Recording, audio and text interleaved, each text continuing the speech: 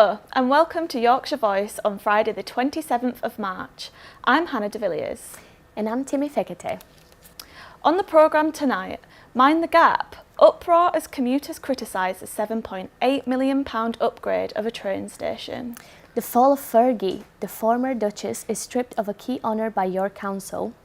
And new beginnings as spring lambs help vulnerable people rebuild their lives. But first, tonight, over £7 million has been spent to upgrade Menston Station, but the improved services have been criticised by passengers. A new lift and walkway have been installed, but rail users say the knee-high gap between the train and the platform remains an issue. I went along earlier today to see for myself. Menston train station has seen an investment of £7.8 million into its infrastructure under the government Access for All scheme to ensure greater accessibility for train users. Although the works finished earlier this month, a significant gap is still causing problems for travellers. The works, completed in partnership with West Yorkshire Combined Authority and Northern Rail, included lifts, a footbridge and other improvements, but did not fix the train to platform gap on platform 2. Passengers are now calling for a Harrington hump, which would raise the platform to train height, allowing for easier access. I think the gap's too high. My wife particularly struggles to get into the train. But I don't know what they can do about it.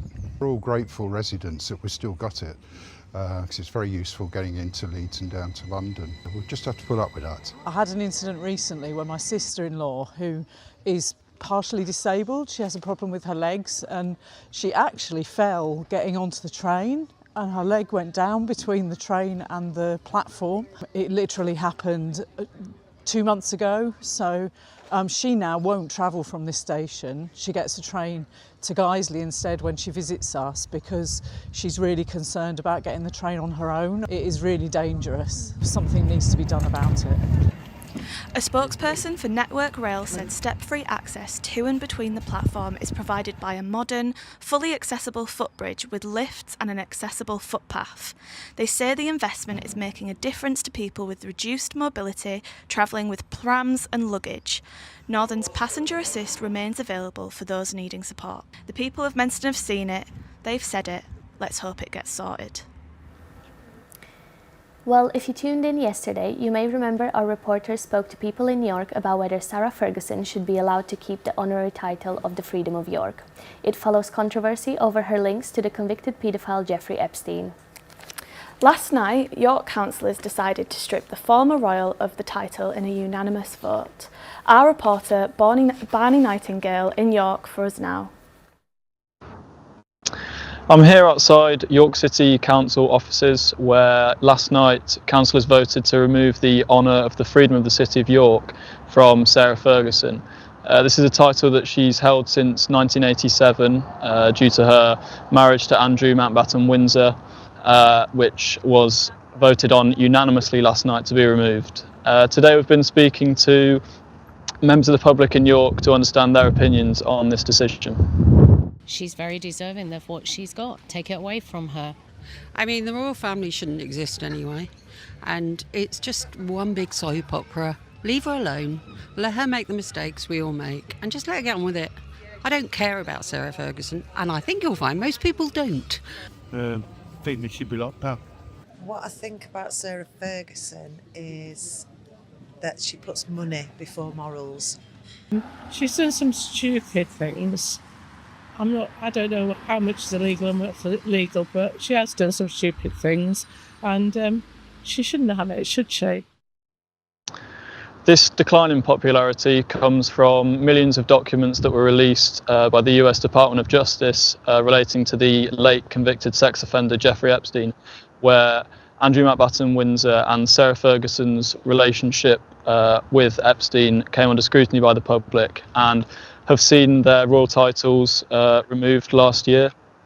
And Andrew Mountbatten Windsor and Sarah Ferguson have denied any wrongdoing towards Jeffrey Epstein. Thanks, Barney. Now for some news in brief with Eve Ward. Thank you, Hannah. Leeds City Council has revealed the new look of Dawson Corner Junction between Bradford and Leeds. Work to upgrade the junction began in May last year. The aim is to reduce congestion, improve safety and create better routes for all road users. The upgraded intersection is to be completed by early next year. Snooker's set to stay in Sheffield. The World Snooker Championship will continue to be held at the Crucible Theatre, its home since 1977. The deal between Sheffield City Council and the World Snooker Tour will keep the premier event in the Steel City for the next 2 decades. Plans are also in place to transform the venue into a circular seating arrangement with the potential to add 500 extra seats. Leeds City Council have blocked plans to convert student accommodation in Headingley into a hostel for asylum seekers. The Home Office applied for a change of use for Mary Morris House last August. And that's your news in brief. Back to Timmy and Harry in the studio. Thanks, Evie. Now, Barnsley Council is introducing new technology to schools, local businesses and health centres. The hope is that the inclusion of AI will improve the quality and speed of public services. Kaylee Beasley has more. Barnsley is a proud industrial town in South Yorkshire known primarily for its coal mining, but more recently it has been named the UK's first government-backed tech town. Technology giants like Microsoft, Cisco, Adobe and Google are backing the plans. Last night saw the opening event for Barnsley's digital campus called The Seam, after Phase 1 of development plans were completed. The plans included urban parks, improved parking, and 3 Yorkshire roses to show off the town's pride in its county. The council hopes that this will make Barnsley a hub for tech, digital, and creative businesses. I think it looks beautiful, really. It's a good, nice addition to the town. Really impressed with it. I think but what the money they've spent in Barnsley is money well spent, and people are coming in from all over. My son came up at the weekend from London and said how impressive it was. It's a new Leeds, so fingers crossed we're getting there. Barnsley's designation as the UK's first government-backed tech town marks a defining moment for the region. But not everyone in Barnsley wants this change. I always think that when something's being implemented on us, it should be equal for everybody. If AI is going to be implemented into things, then people have to understand what the technology is in the first place. And you're going to have a generation that doesn't understand it and are going to get left behind in everything that happens. If AI is going to take over and it's implemented by authorities, it's not something that you can choose over. It's something that will happen because it's been implemented on you. It's here today and gone tomorrow in 6 months' time. So it's a question of just, especially the older generation, being able to keep up with such things. The challenge now is making sure this digital future is shaped with the community, not just for it. Now, a new documentary has been made about what it means to be a working class woman in academia. The film, called Jo's Story, follows the life of Jo Hopton, a university academic at Leeds Trinity University. And I'm delighted to say documentary maker Dr. Amanda Nuttall is here with us now and is going to tell us all about it. But first, let's have a look at a clip from the film. Working class family background. Mum worked in a factory, Dad worked out on the roads, and that was typical of everybody within our family. So for us, it was about doing well at school and then leaving school and getting a job. That was always instilled in us about what we needed to do. Amanda, thanks for being with us. What inspired you to make the documentary? I think it came from 2 things. So one was some research that I did with some working class women as part of my doctoral studies, but also it was inspired by my own experiences. So like Jo, I was a first in family to university, went into a career as a teacher, which is a really common pathway for working class girls, teaching, nursing, social work. They're really common careers. And then I came to the university in 2013 as a teacher educator. But a couple of years after that, I started doing a part-time doctorate at the University of Oxford. And that felt really exciting, but it was really challenging. And I had a real sense of imposterism while I was there. So I started reading around gender and class and higher education. And I found out actually there's lots of women like me who've had similar experiences, but I hadn't been aware of it up until that point. And so why are stories like Jo's so important to tell on camera? I think it's about building a community and building that shared sense of we're not individuals just having an individual experience, but we've got a collective experience to share. And as universities move more towards professional education, like at Leeds Trinity, lots more of our academics are working class women. But working class women are really underrepresented in senior leadership and in research outcomes as well. So I think by telling our stories, we understand what some of the barriers are that mean we are underrepresented, but also where we can find spaces to support each other and help each other flourish. So hopefully we can break down some of those barriers together. Yeah, thank you. We actually watched the documentary and it was fantastic. So thanks very much for that. Thank you. Yeah, thank you. And now here's to Jordan with a preview of the weekend sport. Thanks, Hannah. Yes, plenty of sporting action heading into the weekend, starting with last night's rugby league as Castleford Tigers beat Bradford Bulls 40-28. Jason Gary scored a first half hat-trick at the One Bore Stadium. Staying in rugby league, Wakefield face York tonight, Hull KR host St Helens, Huddersfield face Wigan, Hull FC host Catalan, and Leeds play Warrington in the league's 30th anniversary game. In football, 4 Leeds players featured for Wales last night, including Dan James, who scored as Craig Bellamy's side were knocked out of the World Cup qualifiers. Northern Ireland and Republic of Ireland's campaigns also came to an end. England face Uruguay in a friendly tonight, and Leeds star Dominic Calvert-Lewin could feature for the first time since 2021. Golf now, and Wakefield's Dan Bradbury is putting up an impressive display in the Indian Open. He was 4 under par after round 1 with 5 birdies and finished the day in the top 25 players. That's your sport. Back to you. Thank you, Jordan. Now, farms across the Yorkshire region are showcasing their work during one of the busiest times of the year, lambing season. In Leeds, one farm is combining that tradition with something even more powerful. Rebecca Swales has this report.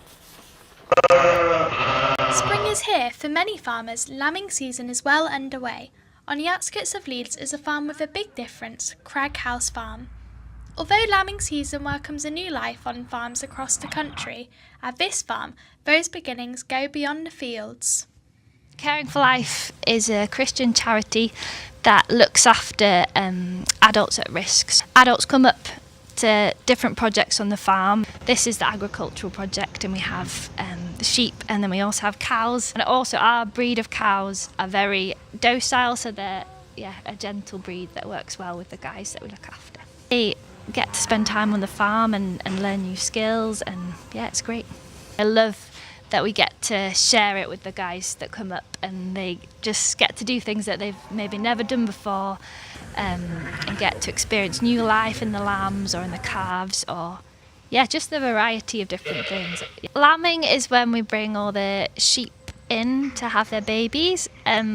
This year we've got 43 pregnant ewes, and we've nearly finished lambing, so we've only got 1 ewe left. The youngest was born last night, so in the middle of the night, twin lambs were born, and really healthy, happy little lambs.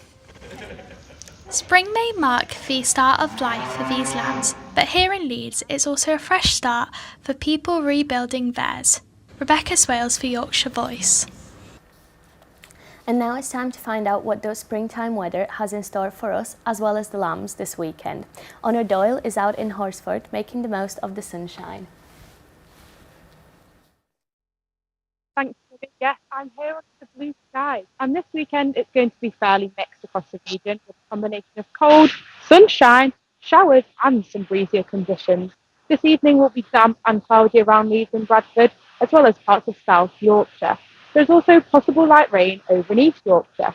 Tomorrow will be much fresher, with showers starting the day off in the Yorkshire Dales. However, in York and Wakefield there should be a mix of sunshine and showers. And that's the weather. Back to you. Thanks, Honor. Well, that's all we've got time for you today. So to all at home, remember that the clocks are going forward by an hour this Saturday. So if you've got any analogue clocks at home, make sure to change them on Sunday morning. All the digital ones will be fine. Until next time, goodbye. Goodbye.